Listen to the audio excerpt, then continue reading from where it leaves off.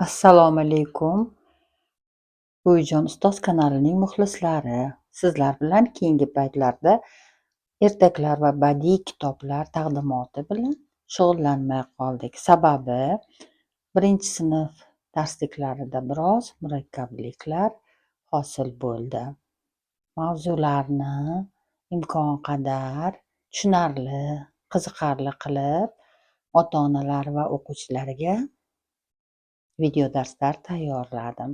Bu Solixa va uning do'stlariga ham yordam bo'ladi degan umidda harakat qildim. Endi sizlar bilan bugun biz yangi tahrirdagi kitoblar bilan sizning sevimli ertagingiz bo'g'irsoq ertagini ko'rib chiqamiz. Bu Zukko bolajon nashriyotining mahsulotidir. Demak, bu birinchi kitobimiz panorama kitob. Ikkinchi kitobimizda esa qatnashuvchilarning, ishtirokchilarning ko'zlari harakatlanadigan, juda ajoyib, ranglari juda chiroyli tanlangan kitoblardir. Demak, ertagimizni boshlaymiz. Qadim o'tgan zamonda chol bilan kampir yashagan ekan. Ularning yegulik narsasi qolmabdi. Bir kuni chol kampiriga: "Menga bo'g'irsoq pishirib ber", debdi. Kampir suprani qoqib, sidirib, bo'g'irsoqqa ketadigan un yig'ib olibdi va xamir qoribdi. Bo'g'irsoq pishgach, uni sovutish uchun deraza oldiga qo'yibdi. Zerikkan bo'g'irsoq yerga sakrab tushibdi-da va dumalab ketibdi. Mana shu holatlarni biz ikkita kitobda ham ko'rishimiz mumkin. Demak, mana bo'g'irsoqning tokchada turishi. Mana buni qushcha ham kuzatib turibdi. Ikkita kitobda ham asosiy mazmun saqlangan. Faqat ayrim so'z birikmalari va gaplar salgina o'zgartirilgan bo'lishi mumkin. Keling, shuni isbotlash uchun sizga bu kitobdan ham ertakni o'qib beray. Bir vaqtlar chol kampir yashagan ekan. Bir kuni chol: "Bir bo'g'irsoq pishirsang-chi". "Nimadan pishiray? Un yo'q", debdi kampir. Chol: "Ey kampir, bir amallab pishir". Kampir shunday qilibdi. Suprani qoqibdi, 2 hovuch un yig'ibdi. Xamirni qaymoqqa qoribdi, zuvala olib bo'g'irsoq pishiribdi. Sovutish uchun tokchaga qo'yibdi. Bo'g'irsoq zerikib, bir dumalab oynadan supachaga, keyin maysa ustiga, so'ngra yo'lakka tushibdi. So'qmoq bo'ylab dumalab ketaveribdi. Ko'rdingiz-a? Demak, mazmun deyarli bir xil. Endi navbat bilan ikkita kitobdan ham tasvirlarni ko'ramiz va mazmunini to'ldirib boramiz. Mana bo'g'irsoqning kampirdan qochib ketayotganligini tasvirlovchi holatlar. Ko'ryapsiz-a? Buni siz multfilmda ham kuzatgansiz. Ana endi bo'g'irsoq nimaga duch kelar ekan? Bo'riga emas, nimaga duch keladi bolalar? Quyonga duch keladi. Shuning uchun biz mana bu kitobdan davom etkazamiz. Demak, mana savzixo'r quyon demak bo'g'irsoqqa duch keldi. Bo'g'irsoqni ham o'ziga ishonch bilan dumalab ketayotganini ko'ryapsiz, qo'llarida gullari bilan. Bo'g'irsoq yo'lda dumalab ketayotib, quyonga duch kelibdi. "Bo'g'irsoq, bo'g'irsoq, men seni yeyman". "Yo'q, meni yemagin, men senga qo'shiq aytib beraman". "Men bo'g'irsoq, bo'g'irsoq, supradagi un urvoq". Sidirishib oldilar, qaymoqqa xo'p qordilar, pishirdilar pechkada. "Qochib ketdim bobomdan, qochib ketdim buvimdan. Sendan qochish hech gapmas", deb yana dumalab yo'lida davom etibdi. Endi keling, davomini biz panorama kitobda davom etkazdiramiz. Xo'p. Qarang, mana Endi kimga duch kelibdi bo'g'irsoq? Bo'riga duch kelibdi.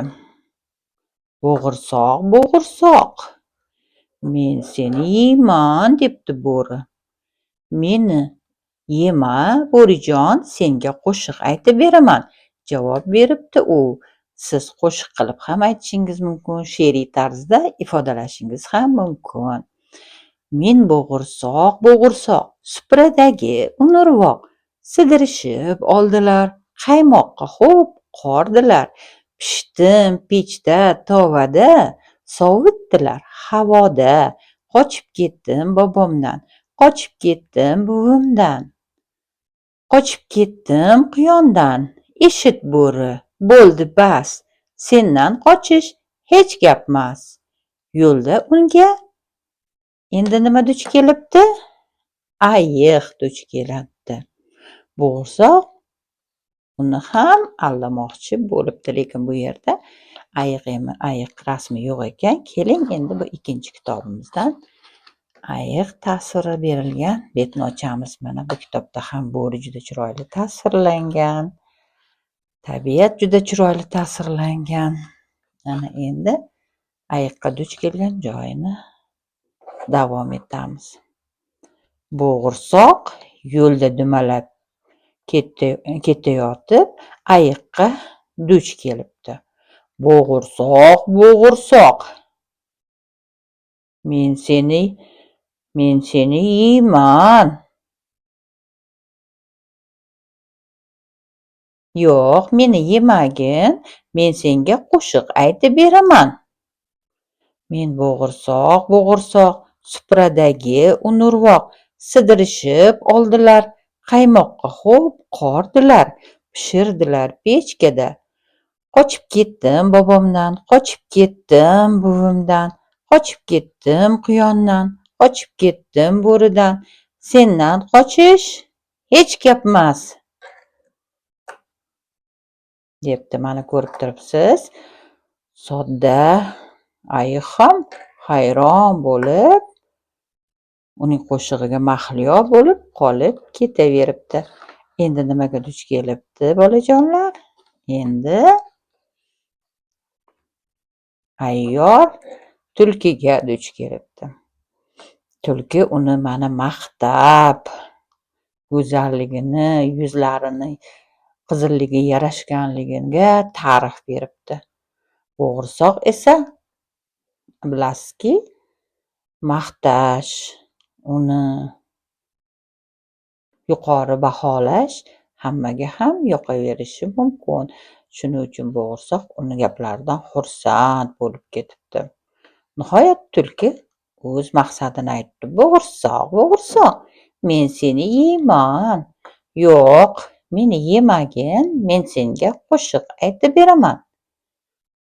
Ana endi bo'g'irsoq yana o'ziga ishonch bilan qo'shiq aytishni boshlabdi. Men bo'g'irsoq, bo'g'irsoq, supradagi unurvoq, sidirishib oldilar, qaymoqqa xo'p qordilar, pishirdilar pechkada. Qochib ketdim bobomdan, qochib ketdim buvimdan, qochib ketdim quyondan, qochib ketdim bo'ridan, qochib ketdim ayiqdan. Sendan qochish hech gapmas, deb endi qo'shig'ini yakunlayotgan paytida tulki: attang, qarib qolibman, qulog'im yaxshi eshitmayapti. Tumshug'imga chiqib olib qo'shig'ingni yana bir marta aytib ber. Bo'g'irsoq qo'shig'i yoqib qolganidan xursand bo'lib tulkining tumshug'iga sakrab chiqibdi va kuylay boshlabdi. Mana xuddi shu holatni biz Panorama kitobda juda chiroyli tasvirlanganligini ko'ramiz. Mana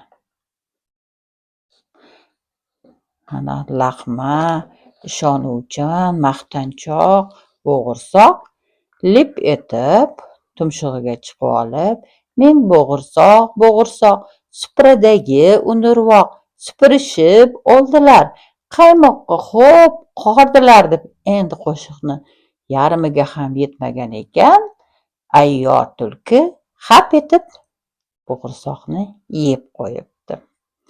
Ko'rdingizmi bolajonlar? laqma bo'g'irsoq mehnatkash oiladan qochib ayyor tulkiga duch kelibdi. Shuning uchun ham bizda maqtanchoqlik, laqmalik qoralanadi. Sodda oiladan qochgan bo'g'irsoq nihoyat tulkiga yem bo'libdi. Bolajonlar, sizga ertagim ma'qul bo'ldimi? Agar ma'qul bo'lgan bo'lsa, taqdirlashni unutmang. Yana kanalimizda kuzatishni davom eting. Siz bilan ta'til davomida juda ko'p badiiy kitoblarni, qiziq hikoyalarni birgalikda o'qiymiz. Yana ko'p hikoya va ertaklar haqida ma'lumotlarga ega bo'lamiz. E'tiborlaringiz uchun rahmat. Sog' bo'ling, salomat bo'ling.